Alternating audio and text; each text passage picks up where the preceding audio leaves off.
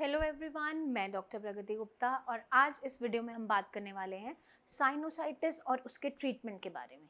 पहले हम डिस्कस करेंगे टर्म साइनोसाइटिस होती क्या है। साइनोसाइटिस का मतलब है inflammation of paranasal sinuses.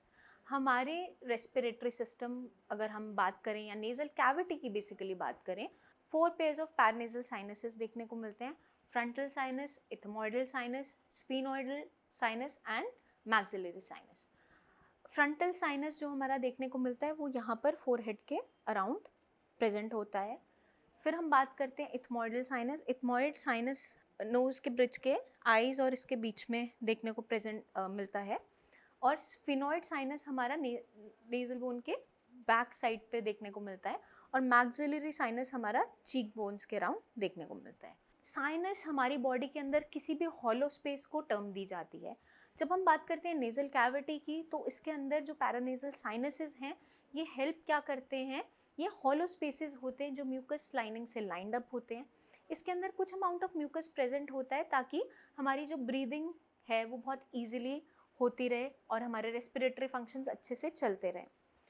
In paranasal sinuses के अंदर कोई भी इन्फ्लेमेशन अगर कॉज होती है, मतलब कि अंदर कोई भी इरिटेशन कॉज होती है, सूजन बनती है या वहाँ पर कोई भी एलर्जन जाता है, फॉर एग्जाम्पल कोई भी बैक्टीरियल इन्फेक्शन हो सकता है, कोई वायरल इन्फेक्शन हो सकता है, कोई फंगल इन्फेक्शन हो सकता है, या कोई भी ऐसा ऑटोइम्यून रिएक्शन, हम एलर्जिक हैं किसी स्मोक को लेकर, किसी स्पेसिफिक एलर्जन को लेकर, कुछ लोग पोलन ग्रेन्स को लेकर बहुत एलर्जिक होते हैं।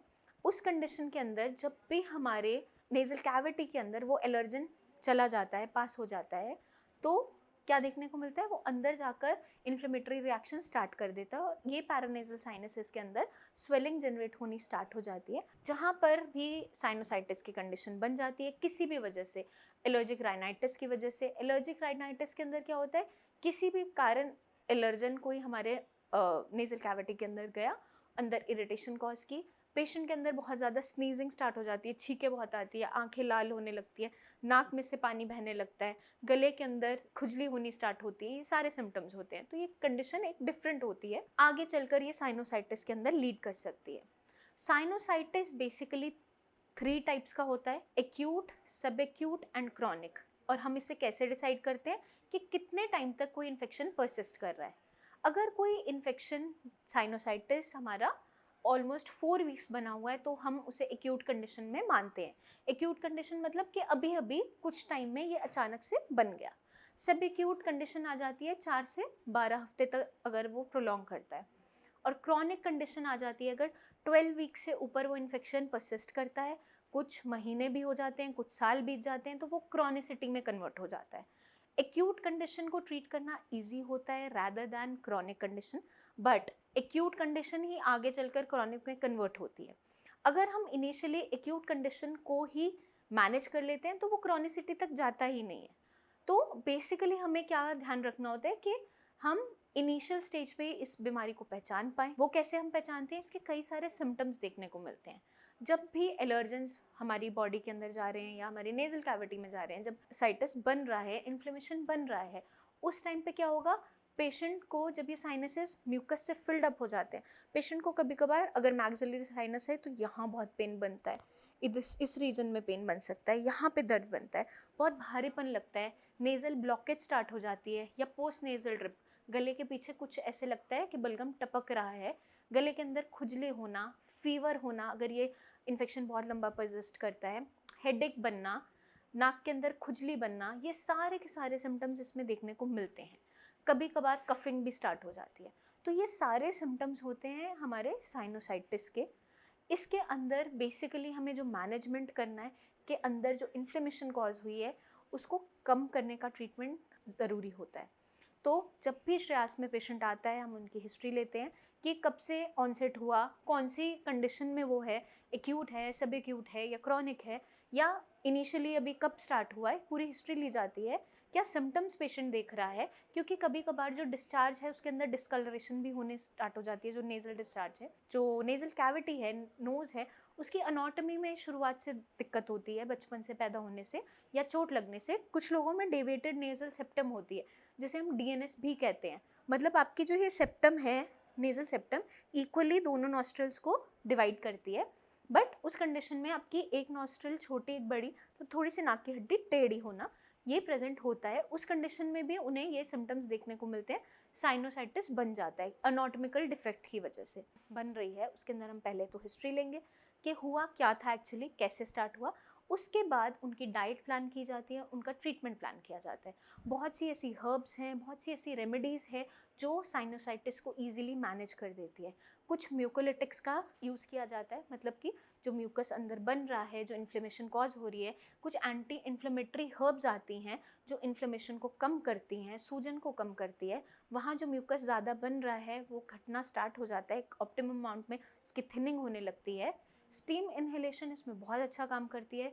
तो आप पानी के अंदर थोड़ी सी अजवाइन डाल के अगर भाप लेते हो, बहुत ईजिली आपकी कंजेशन खुलनी स्टार्ट होती है। यहाँ पे जो हेवीनेस है, पेन है, वो कम होना स्टार्ट होता है।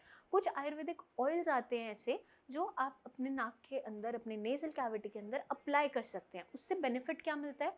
कोई भी एलर्जन, अगर आप मान लीजिए डस्ट से एलर्जी है आपको, स्मोक से एलर्जी है या किसी पोलन ग्रेन से है, तो नेज़ल कैविटी में अगर आप लुब्रिकेशन कर रहे हो with any oil, specially medicated oil, तो वो एलर्जन आपकी नेज़ल कैविटी के अंदर तक नहीं जाता, बाहर ही ट्रैप होके बाहर निकल जाता है और एलर्जीज बढ़ती नहीं है। तो ये बहुत सारी ऐसी छोटी छोटी रेमेडीज़ है जो हम यूज़ कर सकते हैं। कुछ योगा प्राणायाम हम साथ में प्रैक्टिस कर सकते हैं। डीप ब्रीदिंग है, कर सकते हो। भ्रामरी भी इसमें हेल्प करता है, या अनुलोम विलोम सबसे बेस्ट एक्सरसाइज है। साथ में आपको जब भी आप ये सब कुछ फॉलो करते हो तो आप क्रॉनिसिटी तक नहीं पहुंच पाते हो, वहीं पर बच जाते हो। कोल्ड आइटम्स का ज़्यादा इंटेक हमें नहीं करना है, खट्टी चीज़ें अवॉइड करनी होती है। तो बहुत सी ऐसी टिप्स हैं जो हम फर्दर नेक्स्ट वीडियोस में इन डिटेल डिस्कस करने वाले हैं, जो आपको हेल्प करेंगी साइनोसाइटिस से बचने में, उससे लड़ने में। बट इस वीडियो के अंदर हम बेसिकली बात कर रहे हैं कि जनरल टर्म साइनोसाइटिस क्या है, क्या कॉजेज़ रहते हैं, क्या सिम्टम्स रहते हैं और ट्रीटमेंट हम किस तरीके से देते हैं।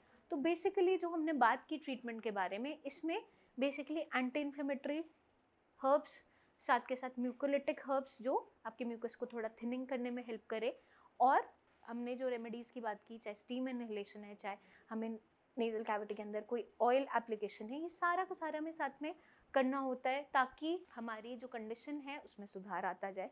पेशेंट के सिम्टम्स के अंदर काफ़ी इजीली सुधार आना स्टार्ट होता है अगर हम रूट कॉज को पकड़ लेते हैं और रूट कॉज को वहाँ से एलिवेट कर देते हैं, मतलब कि वहाँ से रिमूव कर देते हैं। तो इस कंडीशन में हमें सबसे पहले समझना ज़रूरी होता है कि ये स्टार्ट कहाँ से हो रही है, कैसे हो रही है। क्योंकि नॉर्मली बहुत से लोग इस बीमारी से सफ़र कर रहे होते हैं, आधे तो डायग्नोज भी नहीं हो पाते। कुछ टेस्ट हैं जो हम इसके लिए करवा सकते हैं अगर लॉन्ग टर्म से हम कफ एंड कोल्ड या स्टफ़ी नोज से सफ़र कर रहे हैं या पोस्ट नेज़ल ड्रिप हो रहा है। एक्सरे ऑफ पैरानेज़ल साइनसेस बहुत ईजीली जो आप करवा सकते हो और करवाया भी जाता है। CT scan for further stages, अगर ये बहुत प्रोलॉन्ग हो गया है, क्रॉनिक हो गया है, तब हमें अपने खाने पीने का ध्यान रखना होता है, अपनी डाइट को अच्छे से फॉलो करना है। कोल्ड आइटम्स, जितनी भी खट्टी चीज़ें हैं उसको अवॉइड करना होता है, क्योंकि वो सारे के सारे आपकी जो इरिटेशंस हैं उसको बढ़ाती चली जाती है कभी कभार। वो सारी की सारी इन डिटेल मैं नेक्स्ट वीडियो में आपको ज़रूर बताऊंगी, जो आपको मदद करेगी इस बीमारी से लड़ने में, इस बीमारी को प्रिवेंट करने में। तब तक के लिए आप अपना खास ध्यान रखिए, टेक केयर। फिर भी आपके माइंड में कोई भी डाउट्स रह जाते हैं तो नीचे दिए हुए कमेंट सेक्शन में कमेंट ज़रूर कीजिए, हम आपको रिप्लाई करेंगे, हम आपको बताएंगे कि एक्चुअली में क्या परेशानी आप फेस कर रहे हो, उसका सोल्यूशन क्या है। आप क्लिनिक पर आकर मुझसे पर्सनली मिल भी सकते हैं, या ओवर द कॉल हमारे टीम ऑफ डॉक्टर से आप कोई भी क्वेरी है, अपनी कोई भी सिम्टम्स है, उसको डिस्कस कर सकते हैं और उसे रिजॉल्व कर सकते हैं। अपना खास ध्यान रखिए, टेक केयर।